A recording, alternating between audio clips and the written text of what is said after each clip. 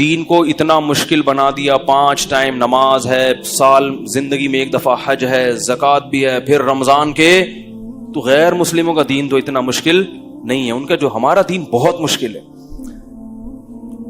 تو یہ کیوں اللہ نے ایسا کیا ہے؟ دیکھو ہم کہتے ہیں نا ایسا کرو گے تو کوئی بھی نہیں آئے گا, یعنی اتنی مشکلات میں رکھو گے تو کوئی بھی نہیں آئے گا. تو ہم بھی گویا اللہ سے ایک اشکال رکھ سکتے ہیں, اللہ تو نے ایسا کیا ہے کہ کوئی بھی نہیں آئے گا تیرے دین کی طرف. غیر مسلم تیرے دین کو فالو, وہ کہیں گے اتنی مشکلات ہیں یار, ایک نماز ہوتی, ہم تو ہفتے میں 1 دن جاتے ہیں عبادت کا, یہ صبح صبح اٹھا دیتے ہیں ہمیں, فجر میں, پھر ظہر میں, پھر عصر میں, پھر مغرب میں, پھر عشاء میں. اور سردیوں میں تو ٹھکا ٹھک چل رہا ہوتا ہے حساب کتاب, دن چھوٹے ہوتے ہیں نا. ابھی ظہر پڑھ کے آئے ہیں تو عصر پڑھ کے بھی آئے نہیں تو پھر مغرب. تو یہ کیا ہے یہ؟ اور پھر رمضان میں اتنی ٹینشن کہ اللہ تعالیٰ نے اگر ہمیں 12, 13, 14, 15, 16 گھنٹے بھوکا رکھنا ہی تھا تو کھانے کے جو 2 ٹائم تھے وہ ایسے ٹائم دیے جاتے جو نیچرل ہوتے. صبح 8 بجے کا اللہ کہتے ہیں ناشتہ کر لو اور رات 8 بجے افطاری کر لینا, 12 گھنٹے بھی ہو جائیں گے اور ہمارا ایک دوپہر کا کھانا کیا ہو جائے گا, ناغا ہو جائے گا. تو چلو ساری زندگی دوپہر کھاتے رہیں, ایک دفعہ لنچ کا ہم نے کیا کر لیا, ناغا. اللہ نے ٹائم تو وہی رکھا لیکن جو کھانے کے اوقات ہیں وہ بڑے عجیب رکھ دیے. صبح 3:30 بجے اٹھ کے کھاؤ. یہ پوری دنیا میں کسی کے کھانے کا ٹائم. ارے بابا آپ کو کوئی ولیمے کی دعوت کرے کہ میرے بچے کی شادی ہے, ولیمہ ہے, آپ لوگ آئیں, جی ضرور آئیں گے. کس وقت آئیں؟ 3:45 بجے صبح. آپ بولیں گے جب یہ تم کو لڑکی والوں نے قبول کیسے کر لیا ہے بھائی؟ تحقیق نہیں کی تھی کہ پہلے کوئی ٹیسٹ نہیں کروایا تھا دماغ کا؟ صبح کا ناشتہ ویسے تو سب لوگ رات 9 بجے کا کھانا رکھتے ہیں, چلو تم دوپہر کا رکھ لیتے, نہیں تو صبح کا ناشتہ کر لیتے 8 بجے 6 بجے فجر کے بعد, 3:45 3:30. پاگل ہو گیا کیا کہیں گے نا لوگ.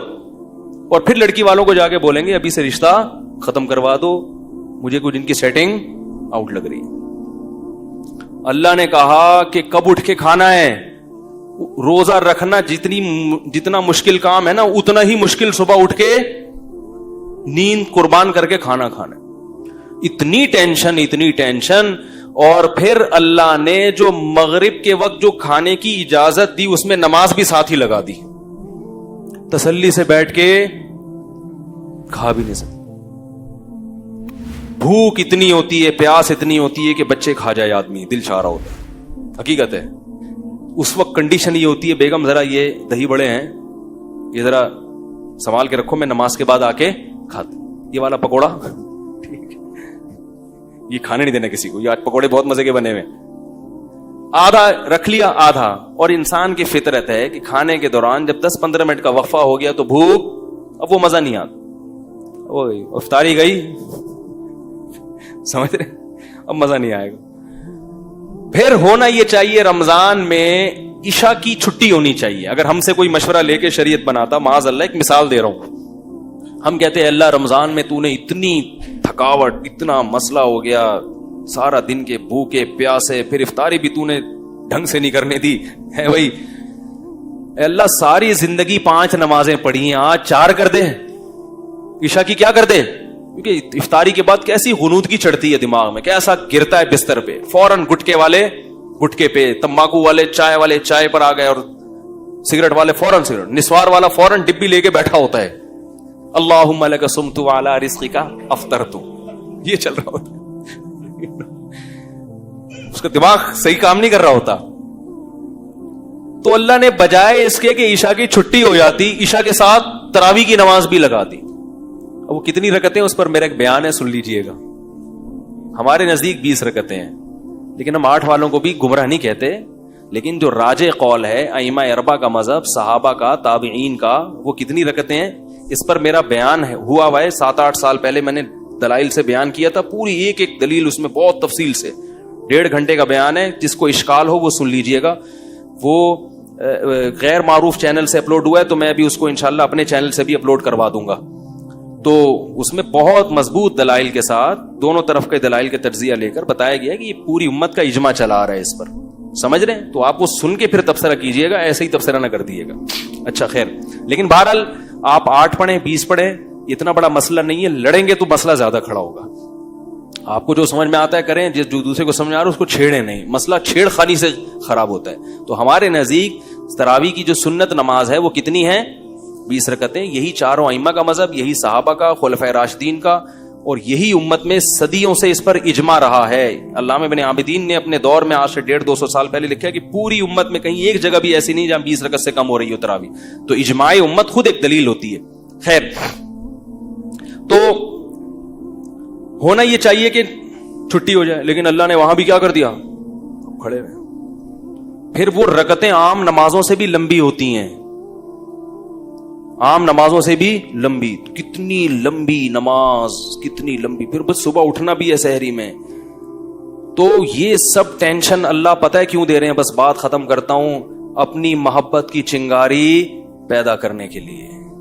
جس کے لیے قربانی دی جاتی ہے اس کی محبت آہستہ آہستہ دل میں پیدا ہوتی ہے. محبت دودھ جلیبیاں کھانے سے پیدا نہیں ہوتی, محبت محبوب کے لیے قربانی دینے سے پیدا ہوتی ہے. جب تک محبت نہیں ہوگی محبوب کی اطاعت, بولو بھائی, نہیں ہوگی. اسی وجہ سے رمضان سے پہلے جو ہماری کنڈیشن ہوتی ہے, آخری عشرے میں دلوں کی حالت الحمدللہ کیسا ہی سخت دل ہو, کچھ نہ کچھ دل اس کا تبدیل ہو چکا ہوتا ہے. افسوس اس پر ہے کہ پھر اس دل کی تبدیلی کو بچا کے نہیں رکھتے, عید کے دن وہ سب ریورس کر دیتے ہیں ہم. اللہ نے تو اس گاڑی کو ٹریک پہ چلا دیا رمضان میں, اب چل رہی ہے تو چلاتے چلے جاؤ. ہم عید میں دوبارہ کچے میں اتار لیتے ہیں اس کو, ٹھیک ہے نا, دوبارہ نہ اتارو. تو ٹریک پہ چلنا مشکل تھا, اللہ انگلی پکڑ کے رمضان میں ہمیں ٹریک پہ چلا دیتے ہیں. تو اس لیے میرے بھائی اگلے ہفتے پھر انشاءاللہ اسی موضوع پر بیان ہوگا. خوشی اور رغبت کے ساتھ رمضان کے روزے رکھا کرو, یہ اللہ کی بہت بڑی نعمت ہے. مسلمانوں کے گھروں کی رونق ہے. کتنا اچھا لگتا ہے گھر کی خواتین صبح صبح اٹھ کے امی اور باجیاں پراٹھے بنا رہی ہیں, سب مل بیٹھ کے کھا رہے ہیں. ویسے تو ہر آدمی اپنا اخپل طریقے سے کھا رہے ہیں آج کل. بچہ اسکول سے آیا وہ اپنی پلیٹ لے کے سوفے کے نیچے گھس گیا, ایسا ہی ہوتا ہے نا. صاحب دفتر سے آیا وہ اپنا ادھر کمرے میں اپنے کمپیوٹر کا دروازہ بند کیا, ان کا کمرہ لاک کیا, وہاں بیٹھ کے پتہ نہیں کیا کر رہے ہیں, انٹی سے باتیں کر رہے ہیں, کیا کر رہے ہیں, کھا بھی رہے ہیں. سب اخپل طریقے سے چل رہا ہے. کم از کم رمضان میں آپس میں کیا ہو جاتا ہے, بولو بھائی, جڑ جاتے ہیں سحری میں, افطاری میں, اور پھر گھر کی خواتین کی قدر بھی ہوتی ہے. کیا خیال ہے؟ ٹھیک ہے نا. اس دن اگر افطاری میں ٹائم پہ کام نہ ہو اور آپ کو وہ چیزیں نہ ملیں, کیسا انسان غضبناک ہوتا ہے. بچے کھانے کا دل کر رہا ہے اور پکوڑے نہ ملیں آپ کو ایسی صورت میں. تو اس لیے جو ہے گیدرنگ ہو جاتی ہے, ایک گھر کا ماحول اچھا ہو جاتا ہے. تو بڑھ چڑھ کے روزے رکھا کریں. تکلیف ہوگی, مرچیں بھی لگیں گی. وہ نعت آئی تھی نا, وہ جب بھی میں تکلیف کا لفظ آتا ہے وہ مرچوں کا لفظ خود بخود یاد ہے. تکلیف بھی ہوگی, مرچیں بھی لگیں گی, لیکن تکلیف اور مرچوں کے باوجود رمضان کے روزے رکھنے. سارا دن کی تھکاوٹ ایک طرف, لیکن اللہ کے نبی نے فرمایا, بس حدیث سنا کے بعد ختم کرتا ہوں, للصائم فرحتان, ہم دن بھر کی تکلیف کو دیکھتے ہیں, 2 فرحتوں کو نہیں دیکھتے, 2 خوشیوں کو نہیں دیکھتے. فرمایا روزے دار کو 2 خوشیاں ملتی ہیں. سارا دن کی ٹینشن مت دیکھو, ان 2 خوشیوں کو دیکھو جو نبی بتا رہے ہیں. فرمایا ایک عند الافطار, افطار کے وقت اسے خوشی ہوتی ہے. افطار کے وقت اس کو سارا دن بھوک پیاس اللہ کے لیے, اب کھانا بھی کس کے لیے. تبھی نبی کیسی پیاری دعا پڑھتے تھے افطار کے بعد, ذهب الظما, آپ صلی اللہ علیہ وسلم فرماتے تھے پیاس چلی گئی, وابتلت العروق, اور رگیں تر ہو گئیں, رگیں تر ہو گئی. یہ اپنا مزہ. فرمایا وثبت الاجر انشاء اللہ تعالی, اور پورے دن کے روزے کا ثواب اللہ کے دفتر میں لکھ لیا گیا. اصل اجر تو قیامت میں ملے گا. میں کہتا ہوں وہ نہ بھی ملتا تو ایک اجر تو اللہ نے دنیا میں دے دیا. پیاس کے وقت پانی کا, بھوک کے وقت کھانے کا جو مزہ ہے وہ بغیر بھوک اور بغیر پیاس کے کھانے اور پینے میں نہیں ہے. اور یہ فطری لذتیں ہیں, ان کا آلٹرنیٹ اور ان کا نعم البدل اللہ نے دنیا میں رکھا ہی نہیں ہے.